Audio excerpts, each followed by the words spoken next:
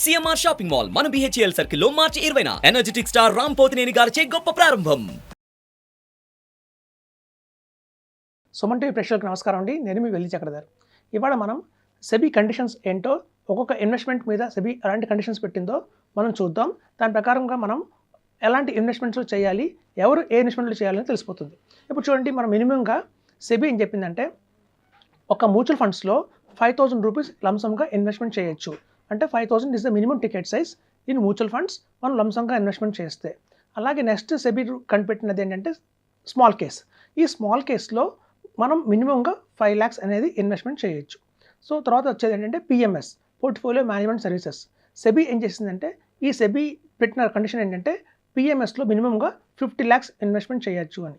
అలాగే ఏఏఎఫ్, alternate investment fund, అది కూడా సెబీకి పెట్టిన కండిషన్ ఏంటంటే మినిమంగా 1 crore చేయాలి అని. సో చూడండి, ఈ సెబీ పెట్టిన రూల్స్ ఏంటంటే మ్యూచువల్ ఫండ్స్లో 5,000 రూపీస్, స్మాల్ కేస్లో 5 lakhs, పిఎంఎస్లో 50 lakhs అండ్ ఏఏఎఫ్లో 1 crore మినిమం టికెట్ సైజ్గా పెట్టింది. అయితే చాలామందికి ఇప్పటికీ కన్ఫ్యూజన్ ఉందండి. ఎందుకు మనం పిఎంఎస్లో చేయాలి, దానిలో లాభం ఏంటి? ఎందుకు ఏఏఎఫ్లో చేయాలి, దానిలో లాభం ఏంటి? మ్యూచువల్ ఫండ్స్, స్మాల్ కేసు, ఇంకా కొంచెం క్లారిటీ లేదు.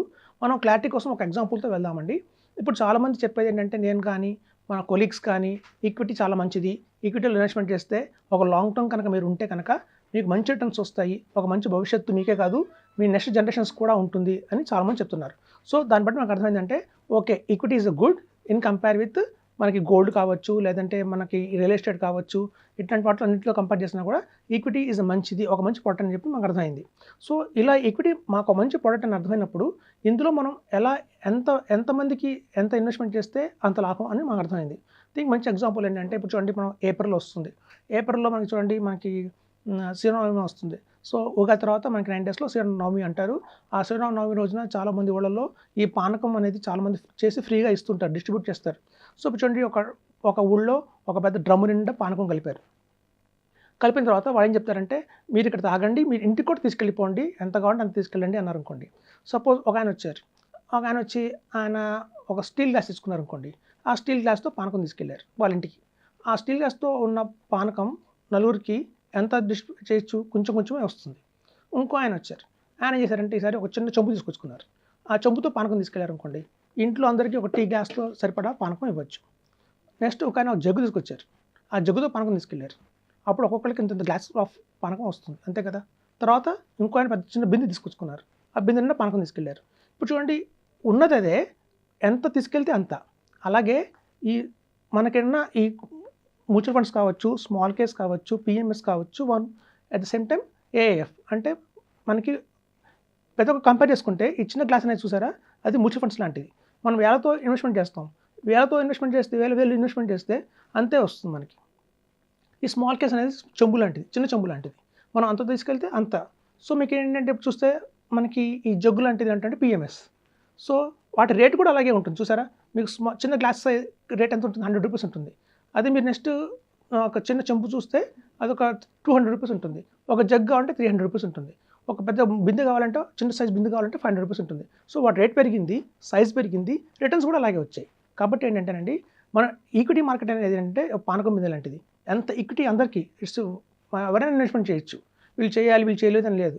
సో అలా ఈక్విటీ మార్కెట్లో ఈజ్ పానకం అనుకుంటే, ఇవన్నీ గ్లాసెస్ అయితే ఉందో మ్యూచువల్ ఫండ్స్ లాగా చిన్న సైజ్ మనకి ఏదైనా చెంబు ఉందో అది స్మాల్ కేస్ అనుకోవచ్చు, ఒక జగ్ ఏమో మనం పిఎంఎస్ అనుకోవచ్చు, చిన్న బిందె ఏమో మనం ఏఎఫ్ అనుకోవచ్చు.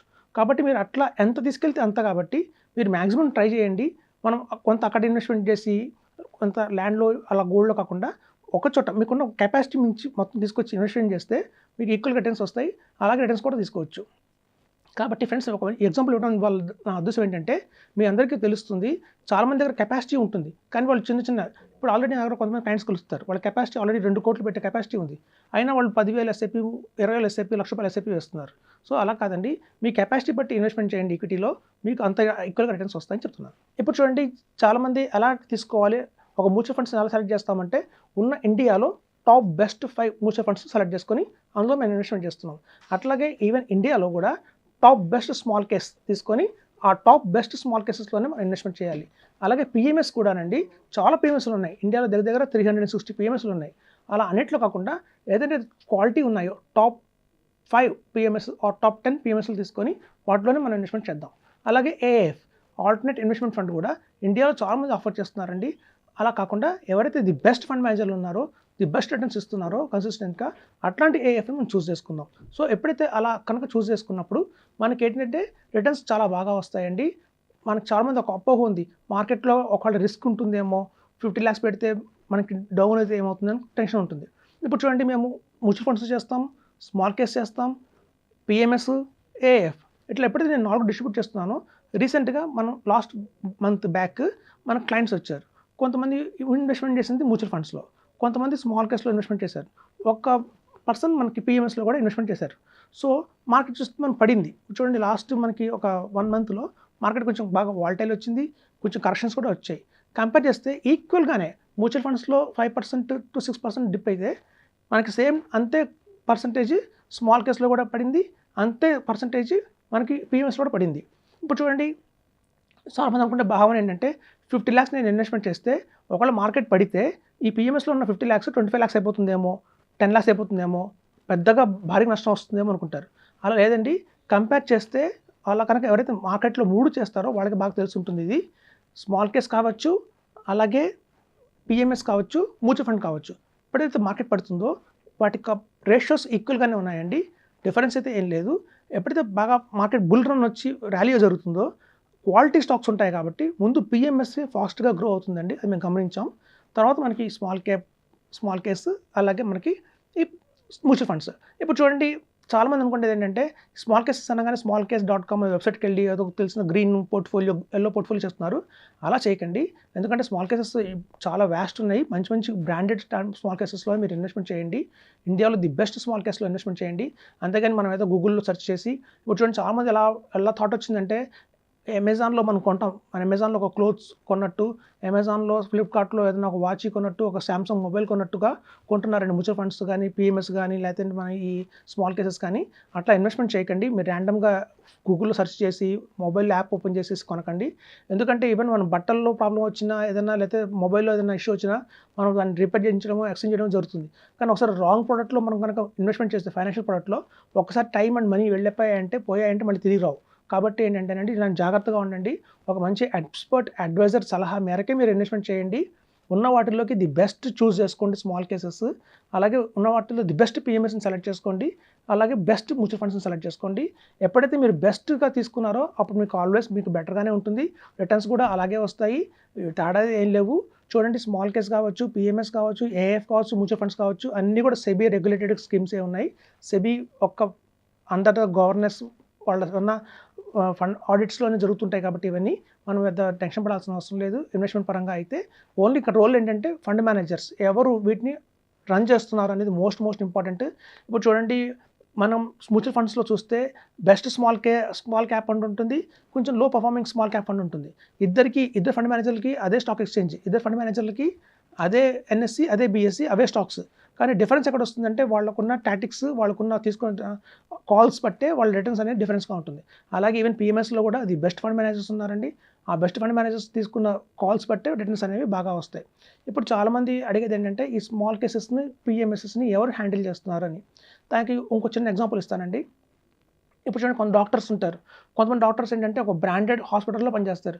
ఒక యశోద కావచ్చు, ఒక అపోలో కావచ్చు, ఒక కేర్ హాస్పిటల్స్ కావచ్చు, అట్లా ఒక బ్రాండెడ్ కంపెనీస్లో డాక్టర్స్ ఉంటారు. కొంతమంది డాక్టర్స్ ఎలా ఉంటారంటే ఐఐఎం నుంచి గోల్డ్ మెడలిస్ట్ తీసుకుని ఉంటారు. ఆ డాక్టర్స్ ఏం చేస్తారంటే కొంతకాలం అపోలో, కేర్లో వాటిలో పనిచేసిన తర్వాత వాళ్ళు ఓన్గా పెట్టుకుంటారు. వాళ్ళు ఓన్గా ఒక హాస్పిటల్ పెట్టుకొని వాళ్ళకున్న ఇంటెలిజెన్స్తో కావచ్చు, వాళ్ళకున్న ఎక్స్పీరియన్స్తో కావచ్చు రన్ చేస్తారు. అట్లాగే ఫండ్ మేనేజర్లు కూడా కొంతకాలం హెచ్డిఎఫ్సి ఫండ్ హౌసెస్లో, కొంతకాలం నిప్పాన్ ఫండ్ హౌస్లో, కొంతకాలం ఇలాంటి సుందరం కావచ్చు, అలాంటి ఐసిఐసిఐలో కావచ్చు, ఇట్లాంటి టాప్ మోస్ట్ అసెట్ మేనేజ్మెంట్ కంపెనీస్లో యాక్సెస్ కావచ్చు పనిచేసిన తర్వాత వాళ్ళకున్న ఎక్స్పీరియన్స్తో, వాళ్ళకున్న నాలెడ్జ్తో సొంతంగా విడిగా బయటకు వచ్చి వాళ్ళ కొంత కంపెనీస్ స్టార్ట్ చేసుకుంటారు. అలా వచ్చిన కంపెనీస్లోనే చాలా కంపెనీస్, బెస్ట్ కంపెనీస్ ఉన్నాయండి. సో అట్లా అయితే డాక్టర్ ఒక ఆపరేషన్ ముందు ఆ డాక్టర్ ఎన్ని ఆపరేషన్స్ చేశారు, ఎంత సక్సెస్ ఉంది ఆయనకి అని గమనిస్తామో, అట్లాగే మ్యూచువల్ ఫండ్స్లో వచ్చేసరికల్లా, స్మాల్ కేసెస్లో కావచ్చు, పిఎంఎస్లో కావచ్చు, ఈక్విటీలో వచ్చేసరికల్లా మెయిన్గా చూడాల్సింది ఏంటంటే ఫండ్ మేనేజర్. ఇక్కడ మనకి డాక్టర్ ఎలాగో అక్కడ ఫండ్ మేనేజర్ అట్లా. సో ఈ ఫండ్ మేనేజర్కి ఎంతకాలం ఎక్స్పీరియన్స్ ఉంది, ఆల్రెడీ అంతకుముందు ఎన్ని ఫండ్స్ని హ్యాండిల్ చేశారు, ఎంత రిటర్న్స్ జనరేట్ చేశాడు, ఆల్ఫా అంటే బెంచ్ మార్క్ మించి ఎంత రిటర్న్ ఇచ్చారని చూసి అట్లాంటి మంచి మంచి ఫండ్ మేనేజర్స్తో కనుక మనం కొనసాగితే కనుక మన రిటర్న్స్ దీర్ఘకాలికంలో చాలా బాగా వస్తాయి. మనకే కాదు, మన నెక్స్ట్ జనరేషన్ కూడా సరిపోయేంత వెల్త్ క్రియేట్ చేయొచ్చని చెప్తున్నాను. Thank you. సుమన్ టీవీలో మీ పర్సనల్ అండ్ బిజినెస్ ప్రమోషన్స్ కోసం కింది నెంబర్కి కాంటాక్ట్ చేయండి.